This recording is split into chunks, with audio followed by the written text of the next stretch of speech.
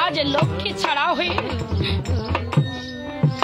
আমার মাকে বড় নিঠুর যে বনবাস দিয়েছে। বলো না কি দোষে আমার মাকে বনবাস দিলে একটিবার বলো। আমার মাকে বনে দিলে বলো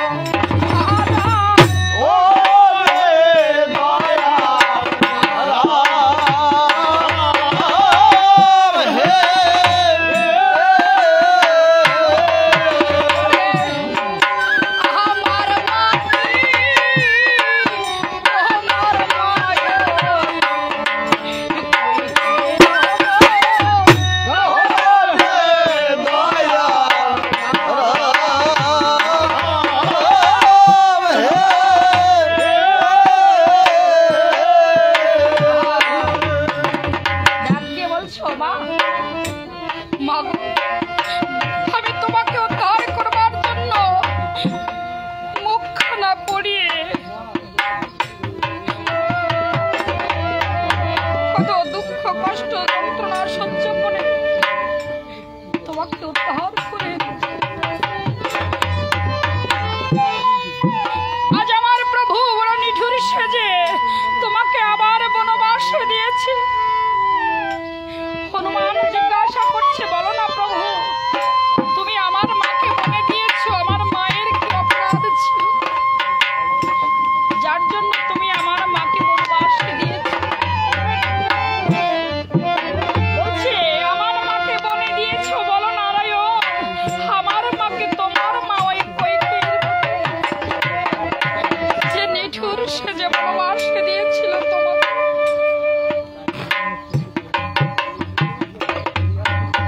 দশরথের তিন রানী কৌশল্যা, কৈকেয়ী, সুমিত্রা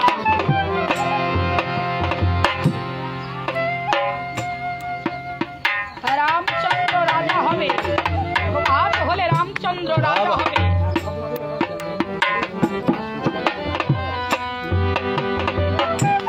রাতের ভিতরে কৈকেয়ী দশরথের কাছে গিয়ে ডাক দিয়ে বলেছে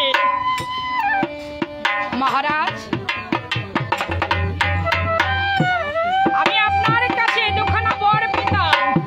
সেই বর দুখানা চেয়ে নেব। রাজা দশরথ ডাক দিয়ে বলেছে কৈকেয়ী জানো কৈকেয়ী আজ আমার থেকে কোন সুখী ব্যক্তি এই ত্রিলোকে আর নাই। কারণ জানো আজ রাত প্রভাত হলে আমার জ্যেষ্ঠ পুত্র রামচন্দ্র হবে রাজ্যের যুবরাজ। আমি পিতা সন্তানের হাতে আমার রাজ্য ভার দেব, আমার যোগ্য সন্তানের হাতে আমার এই রাজ্যখানা প্রচার জানো কৈকেয়ী তুমি কি বর চেয়ে নেবে নাও। আজ আমি বড় সুখী, তুমি যে বর চাইবে আমি রাজা দশরথ দুহাত ভরে তোমাকে সেই বর দান করব। রানী কৈকেয়ী বলছে মহারাজ আমার প্রথম বরখানা আমি আপনার কাছে চাইছি, যে প্রথম বরে আমার ভরতের হবে রাজ সিংহাসন, আমার ভরত হবে রাজ্যের রাজা। আমার ভরতের প্রথম বরে ভরতের চাই রাজ সিংহাসন, দ্বিতীয় বরে চাই আমি কৌশল্যা নন্দন রামচন্দ্রকে 14 বৎসরের জন্য বর। 14 বৎসরের জন্য রামচন্দ্রকে বনবাস যেতে হবে।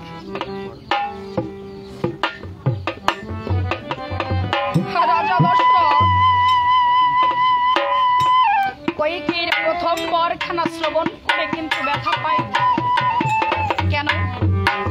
যে এক বিষ্ণু চতুরংশে জন্মেছেন রঘুবংশে রাম লক্ষ্মণ ভরত শত্রুঘ্ন, আমার 4টি পুত্র রাম লক্ষ্মণ ভরত শত্রুঘ্ন, এরা তো এক বিষ্ণু। রাম যা আমার ভরত তা, যদি কৌশল্যা রানী কৈকেয়ী রানীর মনের অভিপ্রায় থাকে যে রামচন্দ্রকে বাদে ভরতকে রাজ্যের রাজা করতে হবে,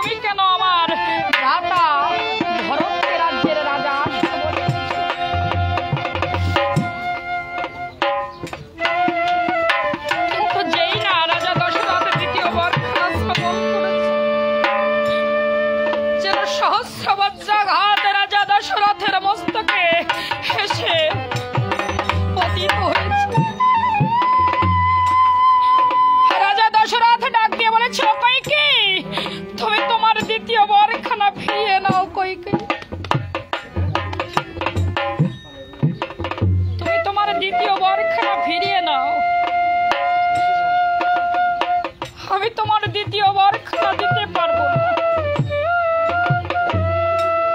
দ্বিতীয়বার খানে কি যে রামচন্দ্রকে 14 বৎসরের জন্য বনবাস,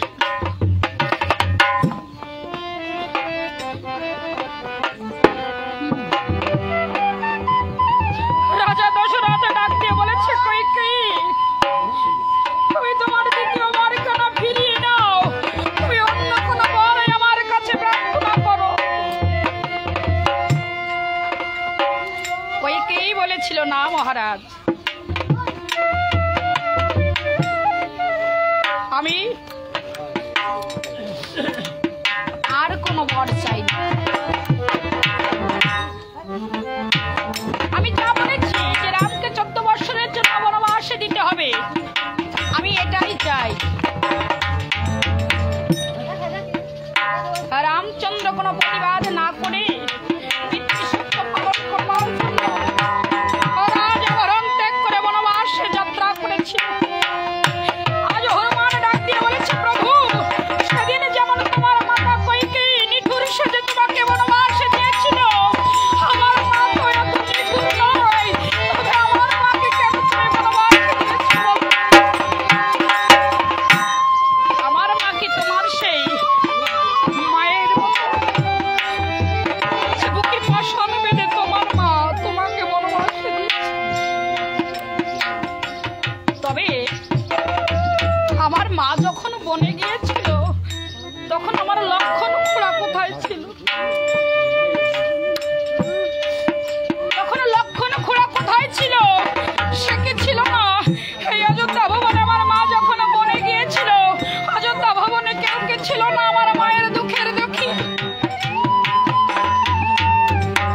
হনুমান ডাক দিয়ে বলেছে কোথায় সেই লক্ষণ?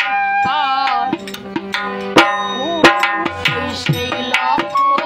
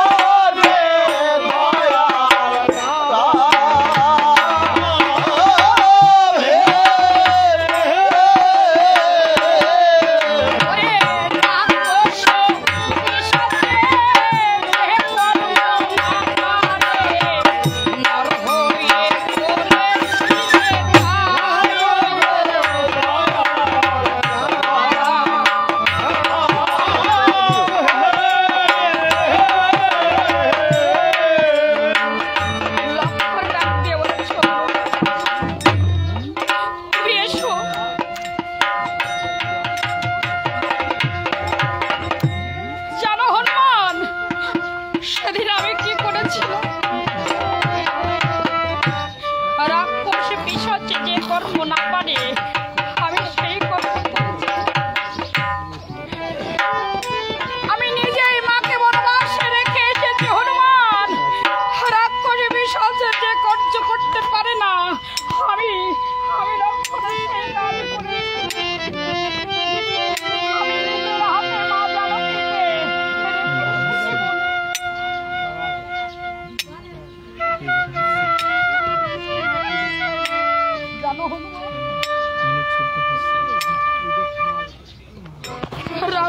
বিশ্বাস আমার থেকে ভালো। আমি আমার মাকে চিরদিনের জন্য নির্বাসনে রেখে এসেছি নিজের কোলে। লক্ষণ ডাক দিয়ে বলেছে, শোনো